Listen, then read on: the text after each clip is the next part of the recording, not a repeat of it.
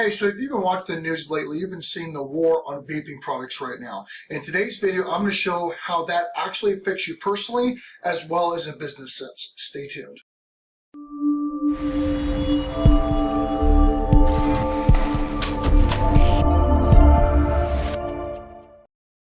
Hey, what's going on, guys? It's only Trending Tuesday, so I do take a look at some current events right now, something that can affect you either personally or in your business ventures. And so here we are. Now, this is a little bit of a different style because on Trending Tuesdays, there's a lot of information that's coming in. So I try to make sure that I cite the information correctly. So I'm going to sit down and go over some stuff right here. And so today we're talking about vaping, right? So the CDC has actually coined a term right now for the vaping lung illnesses. They actually call it EVALI, which is the electronic or vaping product use associated lung injury. So that's what that acronym means. So as it is right now, it looks like there's over 1,000 reported illnesses when it comes to vaping, and there's so far been 26 people that have died in 21 different states, right? So this is, big outrage and this and this and this. And of course, a lot of people compare it to alcoholism. A lot of people compare it to tobacco use, actual traditional cigarette use. And they're kind of sitting there going, well, really, what's going on? So there's a couple of conspiracies that are out there. Some of them I am going to address. But again, just kind of throwing my opinion in the mix before I hit the facts real quick. Anything foreign that you put into your lungs, especially if it's chemically based, and regardless of what your beliefs are with vaping or if you're for or against, anything foreign you put into your body has consequences, right? I mean, it just, your body is built to do certain things, survive on certain things, thrive in certain things. And so putting, foreign chemicals in your lungs, it's a very good possibility it's not good for you. People like, oh, weed doesn't have any bad things, this, and this. Well, when it comes to tar wise and putting that smoke into your lungs, it does. I mean, it does. That's how it works. I mean, it's science, right? So now, is it as bad as they say they are? I mean, and that's, there's different opinions when it comes to that. But the fact of the matter is that it does affect something because there's always a cause and effect. So anyways, that's my soapbox on the thing. So we're here for the facts, right? So again, right now, over 1,000 reported illnesses. They're hitting with the big vape ban right now. So the vape stocks in the vape market are getting slammed right now. They were very explosive growth stocks. A lot of them were, just starting out. There were startups. And so a lot of people put a lot of good money in this. They open up a lot of vape shops. And now a lot of areas are starting to ban them. And they're always like, it's for the kids. It's for the kids. We're saving the children. And my thoughts on that is great, right? I mean, I'm against, having underage or minor use of products like this. But then that goes all the way to, say, the abortion argument, right? So, I mean, if these cities are so worried about saving children and protecting children, it doesn't really make sense if they're for abortion, across the entire playing field. Now, there's, different instances to where abortion is a more viable option than others. But, you've got people getting rid of kids because of convenience. But yet, and these are the same people that vote these policies and regulations into play, but yet they're trying to ban these companies that are reinvesting millions of dollars in the local economy, not only with just investment and building, but tax revenue, so on and so forth, that's, building up that community and has a financial backing, but yet you're going to punish these companies because of kids. So there's kind of a disconnect for me there, and that's just on the political realm of things, right?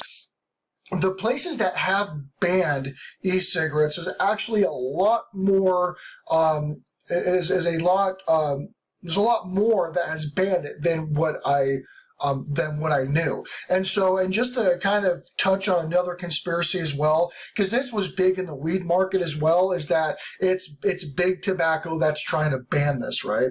Big tobacco, who are big lobbyers, have a lot of money, a huge amount of money. And so a lot of people think that they're influencing the ban on vape products, which makes sense, right? I mean, if it's a competing product, then yeah. However, big tobacco is not stupid. They've been in the game for a long time. And so, for example, with cannabis, right? So Marlboro is getting involved to make weed cigarettes. I mean, that's already been announced. They are a heavy investor in some of these emerging markets, right? So it doesn't make sense. It's not like they're going in and buying a company out and shutting them down. They're buying stock. They're actively being invested. So when they invest in a stock like that, they have a vested interest on making that company successful, especially with the resources that the tobacco industry has. They have a ton of resources. They can make companies work. I mean, they can. They have the money, right? So they're in the weed market just like these other weed companies, right? And so they're going to manipulate the market or do well in the market with their proven practices and go on with that. Now with e-cigarettes, right? So some of the biggest backers, right? So Juul is under a lot of fire right now because it's the brand that everybody associates e-cigarettes with, right? So Juul has 80% of the market share. And guess who's come out and has invested fairly heavily in Juul? Marlboro, right? Or Hysteria, right? Which is the parent company of Philip Morris International, right? So they have come in and they have invested in Juul. And so not only are they invested in Juul, which is the dominant company in the e-cigarette market, but they also have Philip Morris International that's releasing products as well, right? And so that's Philip Morris International is a spin-off to Hysteria, but Philip Morris International owns the Japanese market. They dominate the Japanese market, which is the second highest market for e-cigarettes right now, right? So they're not trying to snuff out e-cigarette companies. They're coming in as a collaborative. They're working with them. They're making more money. I mean, they know that the paradigm is shifting in tobacco use to go to these new, hip, trendy products. And they're going to make a lot of money doing this. So for people just to say, oh, well, it's because big tobacco, it's not. They're really one and the same, right? So when people are using e-cigarettes are healthier, right? E-cigarettes they have less chemicals or less this or less that, right? And that's why that's why I quit smoking and went to vaping. Now, I'm not super familiar on the health implications of this, and that's not what this video is about. But if you're thinking that you're sticking it to big tobacco because you're going over to e-cigarettes, you're not. They're one and the same, right? They have the same interest. They're heavily invested in this. And they are going to continue to come in more and more on these companies, right? I mean, they're using some smaller companies for insurance policies in case their own product doesn't do well. And that's, again, with Philip Morris International. If their branding of e-cigarettes does not do well because of the connection between them and big tobacco, they're invested in Juul, who dominates the market right now, right? To leverage and to have insurance on their other operation, so it's a big pot that a lot of these big players are involved in. So let's talk about the banning real quick. And I think you'll be kind of surprised on some of the areas that have actually banned it. And some areas have banned them completely, right? So of course I'm from California. So on top of the list, we've got San Francisco and now possibly Los Angeles, which is quite ironic because the Juul headquarters is in San Francisco. Right? So they're putting in millions of dollars to put into the ballots here in this next voting session to get that ban lifted on their hometown. And they're putting in a ton of money, right? So it makes you think, I mean, is this money going to influence politicians in that area? And more than likely, it probably very well could help lift the ban. And I know that there's a lot of fight against it right now because San Francisco is is trendy, and it's all about what's hip and what's going on. And there is a huge huge vaping market out there. So that could potentially be overturned just by the people out in those areas. So again, they did a blanket ban on the sale and distribution of all electronic cigarettes in San Francisco. Los Angeles is right behind them. It hasn't been done yet, but it is in the works, right? So the state of Michigan, right? So in September, the state of Michigan put a ban on the sale of all flavored e-cigarettes. And that has gone into effect, and that is moving forward. And again, it's all about the kids. And that's what it's about, all about saving the children. So if you are in Michigan and you have a vape shop and you are not selling to minors, you're carding and doing what you're supposed to do, but just because you sell flavored e-cigarettes, you are now out of business. And that's that. New York, again, New York is normally at or just right behind California when it comes to politics. And so New York also did follow Michigan's ban, and in mid-September, they issued an emergency now because of 26 deaths, to take flavored vape products off of the shelves to save the children, right? And so as of right now, they're going against vaping companies for deceptive marketing practices, because they sell flavored products. Because as an adult, you don't want flavored products, right? I mean, that's why you've got beer, right? And then you've got flavored malt beverages and everything else that goes into that, the ciders, and now White Claw, for all you white girls out there. So again, right, adults, I mean, as an adult, you just want whatever tastes like ass, right? You don't want flavor products because that's just purely going after kids, right? Again, that's the thought process. So that is another state that is going into this as well. I believe it's in the appeals court right now. And so I believe it's not in full official effect right now, but it is going to be heading there because it did get appealed. So the state of Massachusetts banned all vape sales. So Massachusetts, you're done. If you are a startup company, if you're out there and that's something you want to do, either storefront or development, you're screwed. So then they said that, and this is kind of a unique ban right here, because all vape sales, including tobacco and e-cigarettes and marijuana e-cigarette products. However, consumption of weed in its original state is still allowed out there. It's actually the most restrictive besides San Francisco's. But they say that the ban is only going to be in effect for 4 months. And that gives them time to research and figure out what they want to do to move forward. So basically, they're going to ban it for 4 months and then see how much money they get. And they may lift the ban after it hits whatever threshold that they want to get. Because that's the only way to do it, is it's going to be pay to play. It's going to be a paid lobbyist going to go in there and try to get the ban lifted for these companies. Rhode Island, again, so the day after Massachusetts passed this ban, Rhode Island announced the vape ban.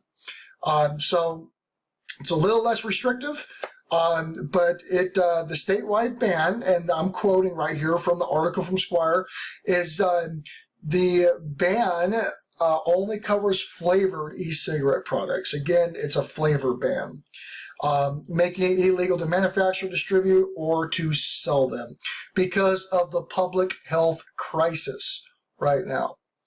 So you would think they would be going after like anti-vaxxers or something, right? For public health. You would think that would affect more children. But anyways, so state of Washington, in October, they announced again a ban on all flavored vape products.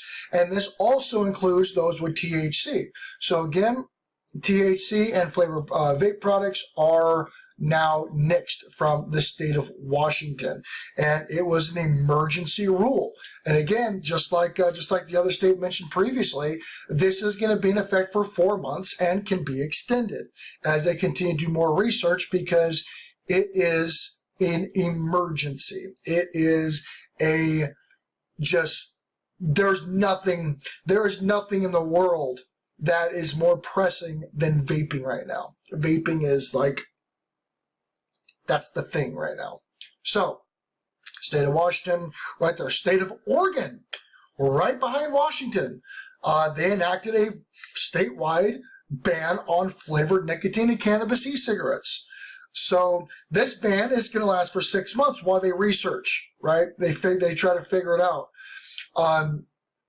So it does not apply to 100% pure marijuana when it comes to e-cigarettes. So, but again, flavor-wise, you're SOL. And it says, and I'm going to quote here because it's kind of tricky wordplay.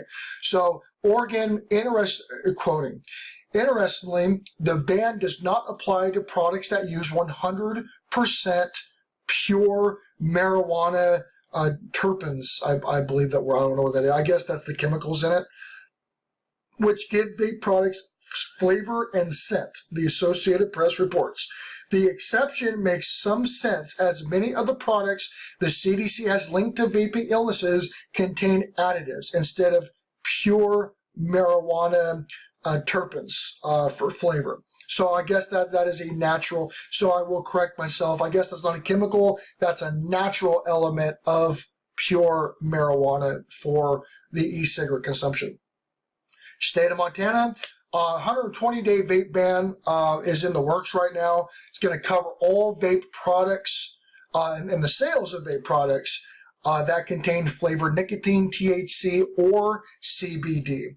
The ban is actually starting here in about a week, starting in October, or excuse me, it started last month, or October, November. Oh, I'm sorry, no. It's going to start the 22nd of this month. I can't tell my months today. So again, October 22nd, and it'll last for 4 months. It says the ban cannot be extended past those 120 days. Montana governor said the ban would protect Montana's teens. So we're only going to protect the teens for 4 months. So after the 4 months, because they can't be extended unless it goes into law. So after 4 months, we're good. We protected the kids. So that's what I'm getting out of that one. So, and again, like him, hate him, it doesn't really matter. President Trump did announce the federal government would work for the removal of flavored e-cigarettes from the market and put out some very strong recommendations. But however, the next day he flopped on the issue. While I like the vaping alternative, and this is quoting a tweet, and it states, and I quote, "While I like the vaping alternative to cigarettes, we need to make sure this alternative is safe for all. Let's get counterfeits off the markets and keep young children from vaping." So this kind of goes in retrospect with gun laws, right?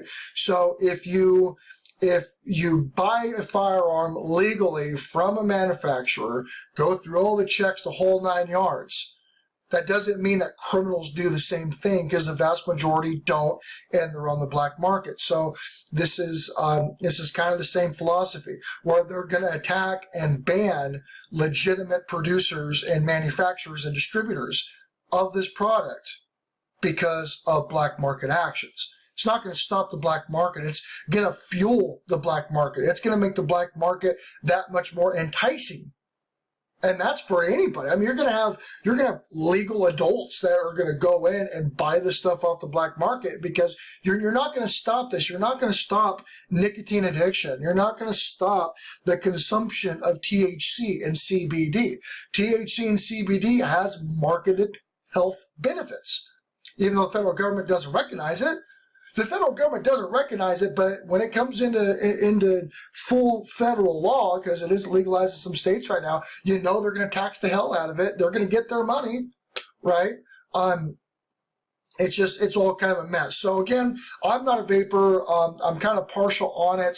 Again, I'm all for protecting today's youth from stuff like this.